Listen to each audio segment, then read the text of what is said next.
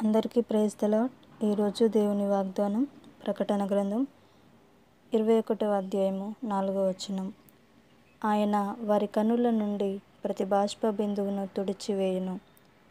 Amen. హల్లెలూయా. మన జీవితంలో మనము ఏదో ఒక సందర్భంలో ఏదో ఒక విషయాన్ని బట్టి కన్నీరు విడుస్తూనే ఉంటాము. అది ఆర్థిక సంబంధమైన పరిస్థితుల విషయంలో కావచ్చు, అది మానసిక సంబంధమైన సమస్యల విషయంలో కావచ్చు, లేదా అనారోగ్య పరిస్థితుల వలన కావచ్చు, లేదా మనుషులు చేస్తున్న నమ్మక ద్రోహం వలన కావచ్చు. మీ జీవితంలో మీకు ఎదురవుతున్న అవమానాలు, నిందల వలన బ్రతుకు భారం అయిపోయి కన్నీరు విడుస్తున్న సందర్భాలు మన జీవితంలో ఎన్నో ఉంటాయి. అంతేకాకుండా మనకు ప్రియమైన వ్యక్తులను కోల్పోవటం వలన కూడా ఎంతగానో కన్నీరు మన జీవితంలో మనల్ని వేధిస్తూ ఉంటుంది. అయితే దేవుని వాక్యం సెలవిస్తుంది ప్రకటన గ్రంథంలో 7వ అధ్యాయం 17వ వచనంలో, దేవుడే వారి కన్నుల నుండి ప్రతి బాష్ప బిందువును తుడిచివేయనని. అవునండి, దేవుడే మన కన్నీరు తుడవగలడు. ఆయన మనల్ని దాటిపోని దేవుడు. హోషేయ గ్రంథంలో 12వ అధ్యాయంలో 4వ వచనంలో దేవుని వాక్యం సెలవిస్తుంది, కన్నీరు విడిచి బతిమలాడిన యాకోబుని దాటిపోని దేవుడు.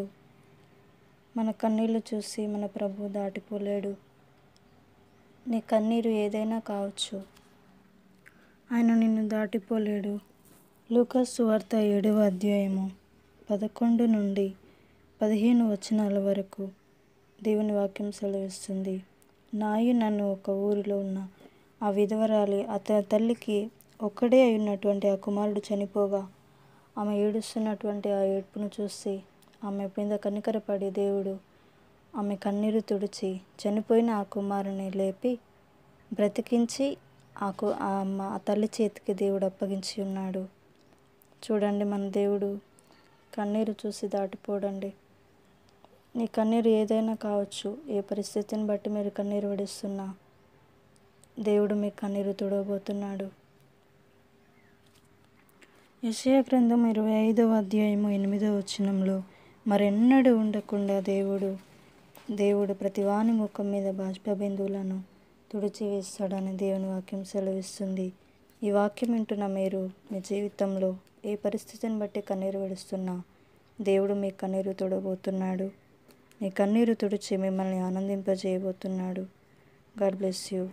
ఆమెన్. ఇలాంటి మరెన్నో ఆధ్యాత్మిక విషయాల కోసం మా ఛానల్ని సబ్స్క్రైబ్ చేసుకోండి. God bless you. Thank you for watching.